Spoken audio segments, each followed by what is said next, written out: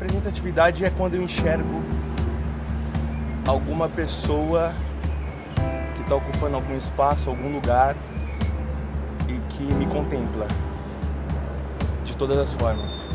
Então eu me sinto representado por ela.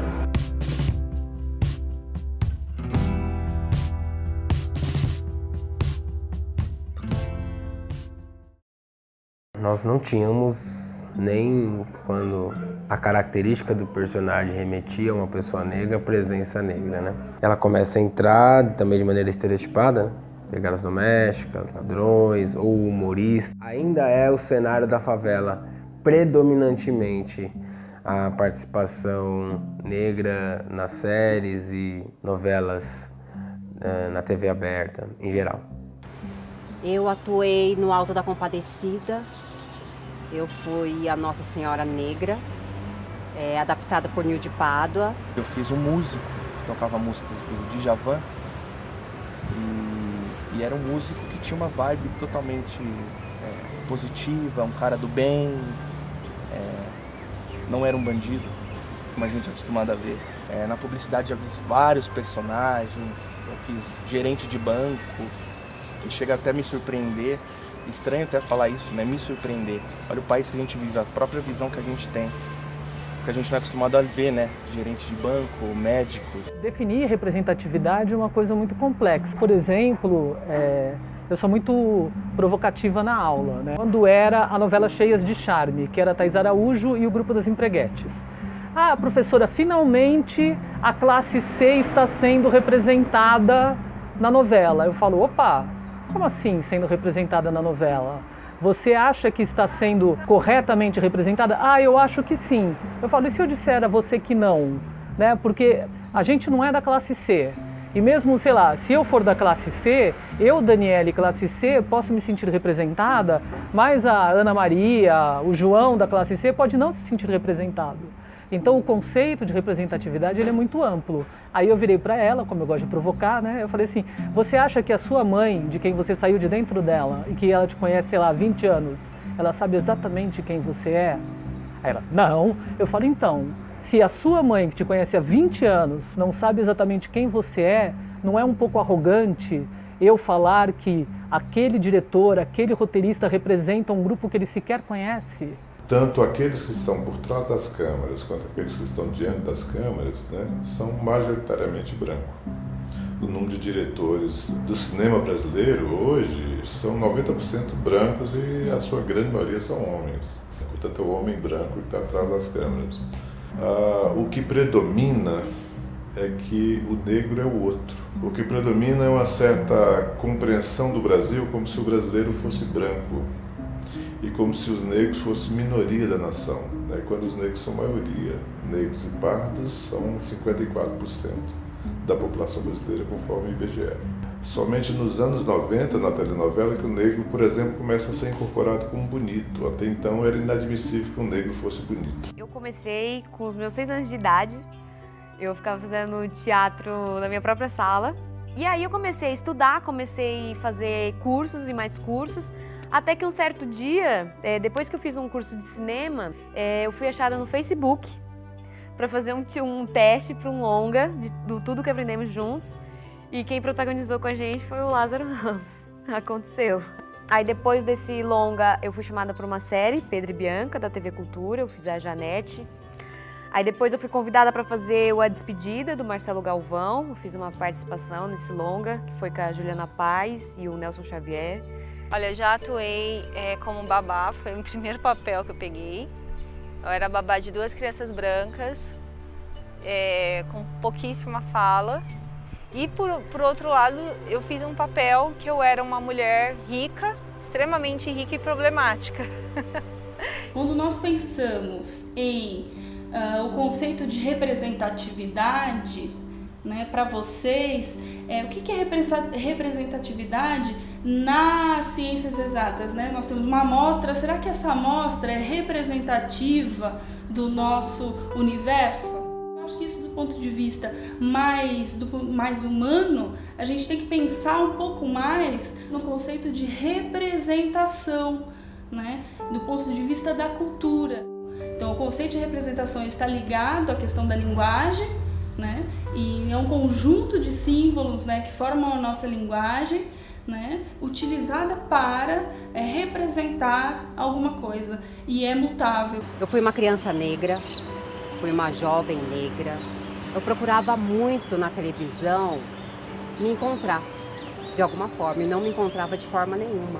A mídia foi mudando um pouco, né? Foi quando estreou a mudança de hábito, né? E aí foi uma mudança de hábito na minha vida, assim, meio que maravilhosa, porque quando eu vi a Whoopi Goldberg como protagonista, né, do filme e amada pelo mundo inteiro, aí entrou o conceito de representatividade na minha vida, né? A primeira vez que eu olhei alguma coisa e falei, nossa, aí eu tô sendo representada, foi a primeira vez que eu vi uma negra no horário nobre fazendo um papel principal, que foi a Thaís Araújo fazendo Helena. Porque nesse papel ela não estava com o cabelo alisado, ela estava com o cabelo cacheado. E eu nunca alisei o meu cabelo assim, a não ser por trabalho. Mas na minha vida, no meu dia a dia, meu cabelo sempre foi assim. E eu nunca tive essa representatividade na TV até a Helena. Eu acho que o negro deveria ser representado no audiovisual como um ser humano normal, comum, vivendo toda coisa que qualquer ser humano vive, né? Vivendo o amor, vivendo a alegria, vivendo a raiva, vivendo a tristeza, fora dos estereótipos da subalternidade, né? Da raça minoritária, né? Que não faz parte. Ele precisa ser representado de uma maneira mais complexa, porque é um ser, como todos os outros, complexo, né? Eu acho que no dia que não for uma questão, sei lá, o negro representar um Don Quixote, representar um personagem classicamente branco e vice-versa, aí sim nós estaremos falando de um processo de mudança no que diz respeito ao preconceito racial no Brasil. A Isaura Bruno, por exemplo, que fez a Mamãe Dolores no folhetim O Direito de Nascer, lá nos anos 60, ela foi considerada assim, a mãezona da televisão durante muito tempo, morreu na miséria. Os atores e atrizes negras, durante muito tempo, eram a empregada doméstica, era o chofer, era, sabe, sempre papéis, o bandido, né, que é o estereótipo mais tradicional da televisão. Às vezes a dificuldade ela nem chega de uma forma tão direta, ela chega de uma forma indireta. A própria produção, quando está selecionando o elenco, o dramaturgo, quando ele está escrevendo uma narrativa, quando ele cria os personagens na própria cabeça, ele não inclui o negro. Antes do teste de elenco, ou seja, a dificuldade às vezes ela nem é apresentada pra gente, a gente nem é chamado para fazer determinado papel porque esse racismo velado impede esse processo. Já chegaram a colocar grampo no meu cabelo, então é complicado lidar com isso, porque onde já se viu você abaixar o cabelo de uma pessoa para ela poder se enquadrar dentro de um...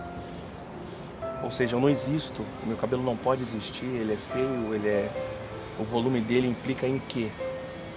Fiz um comercial que a moça virou pra mim e falou, olha, você tá aparecendo muito num comercial com esse cabelo, eu quero que prendam o seu cabelo, façam alguma coisa para não chamar a atenção.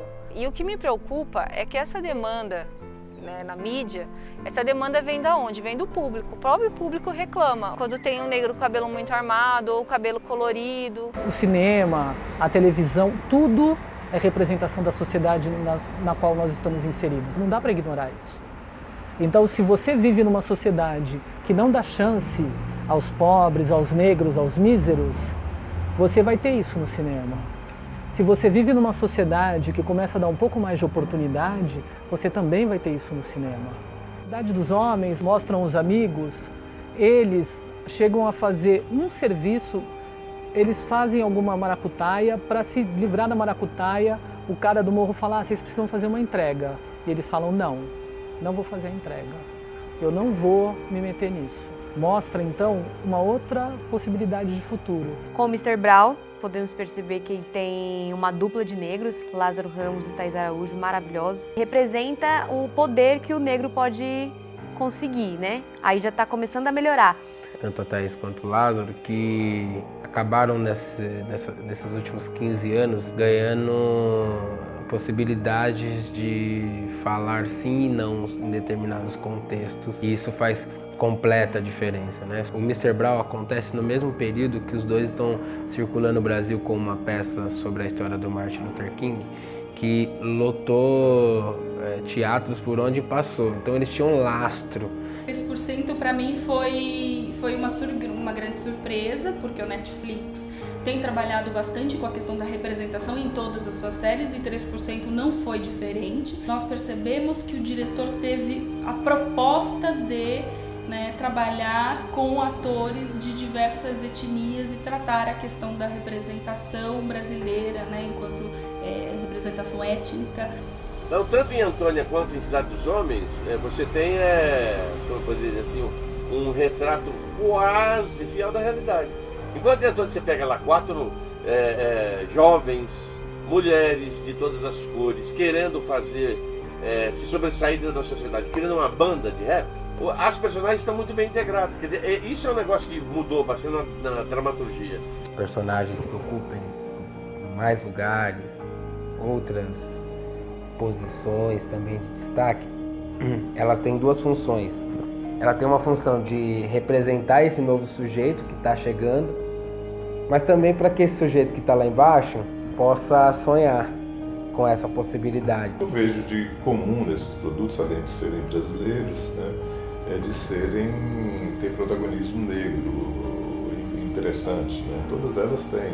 Esse é o elemento comum, E eu acho que todas elas são positivas, todas elas se destacam, Todas elas são a exceção. Porque a gente tem que pensar nisso, quer dizer, às vezes a gente fica satisfeito pelo fato de não, mas você não pode questionar que não tem personagem bônus para negro na televisão. Tem o Mr. Brown, mas só tem o Mr. Brown, entendeu? No Brasil, existe um racismo extremamente intensificado, que é um racismo que não é declarado. Você não fala, eu sou racista. Ninguém fala, eu sou racista. Pode falar entre os seus. Publicamente, ninguém fala. Mas não fala, mas age e fode com a vida do negro. Entende? Porque aí você pega e fala assim, eu não sou racista, mas eu não contrato um negro para ser diretor da minha empresa. Eu não sou racista, mas eu não coloco mulheres negras protagonistas nos meus programas. É curioso essa pergunta, se já teve algum personagem que me senti representado no Outros Olhos. Eu não consigo encontrar nenhum. Então, que merda, eu nesse momento, nos meus 60 anos de idade, eu olhar para trás e falar assim, porra, eu nunca encontrei nenhum personagem que me identifique na dramaturgia brasileira. Que merda essa dramaturgia. O negro deveria ser representado, acho que de uma forma humana. As nossas histórias não são contadas através do nosso lugar de fala. Então o negro, ele acaba sendo muitas das vezes representado de uma forma desumana ou estereotipada. Eu gostaria que o negro fosse humano. E eu acho que hoje a nova geração que está vindo, eles estão mais aceitando as pessoas do jeito que elas são. Aceitam mais os gays, aceitam mais os negros. Então eu tenho otimismo em relação à nova geração. Nós que somos artistas, que somos negros e que tomamos essa frente do movimento negro, da gente estar sempre do nosso lado, do nosso favor, tentando defender a nossa raça, tentando defender aquilo que a gente consegue fazer, o nosso potencial. Então acho que está na hora da gente mudar essa chave e começar, já passou da hora na verdade, aproveitar toda essa onda da internet, das redes sociais, dessa explosão de comunicação para a gente se fortalecer cada dia mais, começar a ter mais papéis negros, incluir personagens negros dentro da sociedade, que é uma sociedade humana, não é negra nem branca, é uma sociedade humana.